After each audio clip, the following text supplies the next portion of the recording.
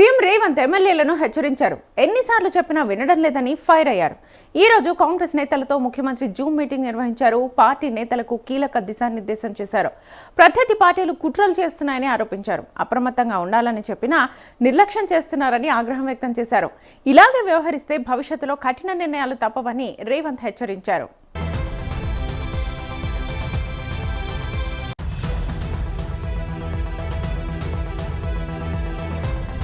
CM Revanth SIR అంశంపై నేతలకు దిశానిర్దేశం చేశారు. ఎస్ఐఆర్తో బీజేపీ కుట్ర చేస్తోందని, అప్రమత్తంగా లేకపోతే ఇబ్బందులు తప్పవని అన్నారు.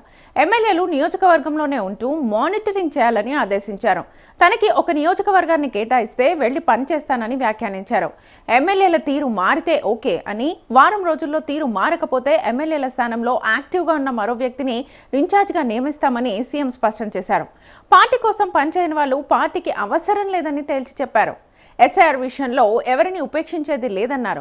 పార్టీలో ఏ పదవిలో ఉన్నా ఎస్ఐఆర్ విషయంలో గ్రౌండ్ లెవెల్కు వెళ్లి పనిచేయాల్సిందేనని అన్నారు. ఎవరెవరు పనిచేయడం లేదో నా దగ్గర రిపోర్ట్ ఉంది. పద్ధతి మార్చుకోకపోతే వచ్చే మీటింగ్లో పేర్లు చెప్పాల్సి వస్తుంది. పేర్లు చెప్పించుకునే పరిస్థితి తెచ్చుకోవద్దని హెచ్చరించారు.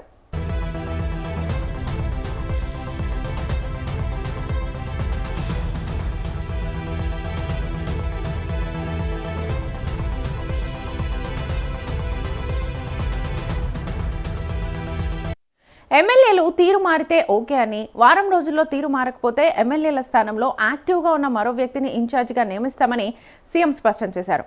పార్టీ కోసం పనిచేయని వాళ్ళు పార్టీకి అవసరం లేదని తేల్చి చెప్పారు. ఎస్ఐఆర్ విషయంలో ఎవరిని ఉపేక్షించేది లేదన్నారు. పార్టీలో ఏ పదవిలో ఉన్నా ఎస్ఐఆర్ విషయంలో గ్రౌండ్ లెవెల్కు వెళ్లి పనిచేయాల్సిందే అని అన్నారు. ఎవరెవరు పనిచేయడం లేదో నా దగ్గర రిపోర్ట్ ఉంది. పద్ధతి మార్చుకోకపోతే వచ్చే మీటింగ్లో పేర్లు చెప్పాల్సి వస్తుంది. పేర్లు చెప్పించుకునే పరిస్థితి తెచ్చుకోవద్దని అన్నారు. ఇన్ఛార్జ్ మంత్రులు కూడా బాధ్యత తీసుకోవాలని, పని చేయకపోతే ఇన్ఛార్జ్ మంత్రులను కూడా మారుస్తామని ముఖ్యమంత్రి రేవంత్ హెచ్చరించారు.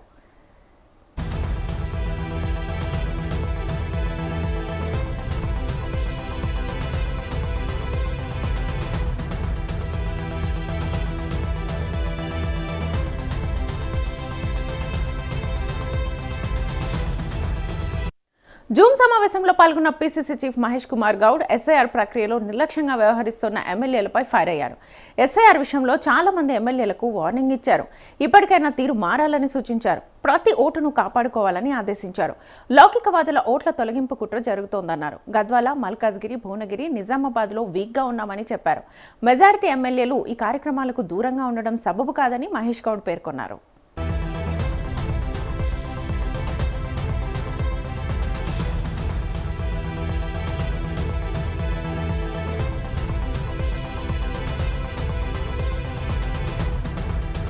ఓటు హక్కు రాజకీయాల కోసం మాత్రమే కాదని మీనాక్షి నటరాజన్ అన్నారు. జూమ్ మీటింగ్లో మాట్లాడుతూ మనిషికి ఆక్సిజన్ ఎంత అవసరమో ఓటు హక్కు అంతే అవసరమన్నారు.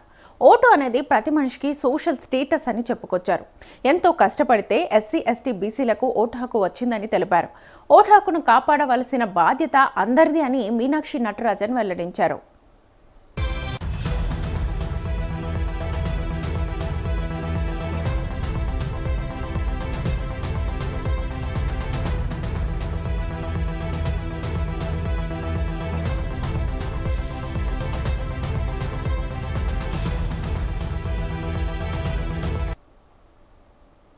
రైటిక ఇదే అంశానికి సంబంధించి ఫుల్ డీటెయిల్స్ మా ప్రతినిధి బబితను అడిగి తెలుసుకుందాం. బబిత, పార్టీ కోసం కష్టపడే వారే పార్టీలో ఉండాలి, తీరు మార్చుకోకపోతే మార్చాల్సిన అవసరం వస్తుందని రేవంత్ స్ట్రాంగ్ గా వార్నింగ్ ఇచ్చారు. దీనికి సంబంధించి అప్డేట్స్ ఎలా ఉన్నాయి? ఎస్ శ్వేత, అంటే సీఎం రేవంత్ రెడ్డి అయితే జూమ్ ద్వారా మంత్రులతో సమావేశమైనట్టుగా అయితే తెలుస్తోంది. అయితే సర్ అంశంపై అయితే నేతలకు దిశానిర్దేశం కూడా చేశారు. సర్తో బీజేపీ కుట్ర చేస్తుందని, అలాగే అప్రమత్తంగా లేకపోతే మాత్రం ఇబ్బందులు తప్పవని కూడా చెప్పారు. ఇక ఎమ్మెల్యేలు నియోజకవర్గంలోనే ఉంటూ మానిటరింగ్ చేయాలని కూడా ఆదేశించారు.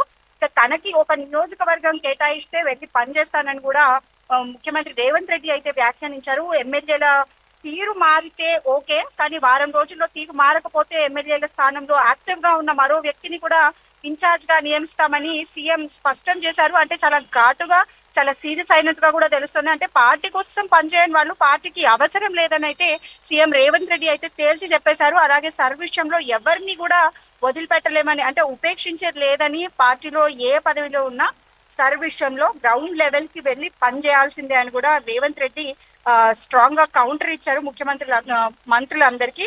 అయితే ఎవరెవరు పని చేయడం లేదో వాళ్ళది నా దగ్గర రిపోర్ట్ కూడా ఉంది. ఒకవేళ పద్ధతి మార్చుకోకపోతే వచ్చే మీటింగ్ లో పేర్లు కూడా చెప్పాల్సి వస్తుంది. ఒకవేళ పేర్లు చెప్పించుకునే పరిస్థితి తెచ్చుకోవద్దని కూడా హెచ్చరించినట్టుగా అయితే మనం చూసాము శ్వేత.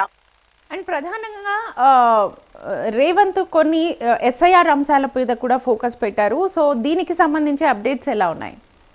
యశ్వేత, అంటే ఎమ్మెల్యేలు తీరు మారితే ఓకే గానీ వారం రోజుల్లో మాత్రం మారకపోతే యాక్టివ్ గా ఉన్న వాళ్ళని కూడా ఇన్ఛార్జ్ గా చేస్తామని చెప్పారు. అలాగే సర్ విషయంలో కూడా ఆయన మాట్లాడారు. అంటే జూమ్ మీటింగ్ లో పాల్గొన్నాక even PCC chief Mahesh Kumar Goud, అలాగే సర్ ప్రక్రియలో నిర్లక్ష్యంగా వ్యవహరిస్తున్న ఎమ్మెల్యేలపై కూడా ఆయన కూడా ఫైర్ అయినట్టుగా తెలుస్తోంది. అంటే దిశానిర్దేశం చేస్తూ గ్రౌండ్ లెవెల్లో మంత్రులు, ఎమ్మెల్యేలు ఎవరెవరైతే ఉన్నారో ఇన్ఛార్జీలుగా ఉన్నారో వాళ్ళ రిపోర్ట్స్ కూడా నా దగ్గర ఉన్నాయి. అంటే ఈ వారం లోపు వాళ్ళ వర్క్ ప్రోగ్రెసివ్ గా లేకపోతే మాత్రం ఖచ్చితంగా వాళ్ళపైన చర్యలు తీసుకుంటాము. మన కాంగ్రెస్ పార్టీ నేతలైనా ఉపేక్షించకపోయేది లేదు అని చెప్పేసి అయితే చాలా గట్టిగా చెప్పినట్టయితే చూసాం శ్వేత.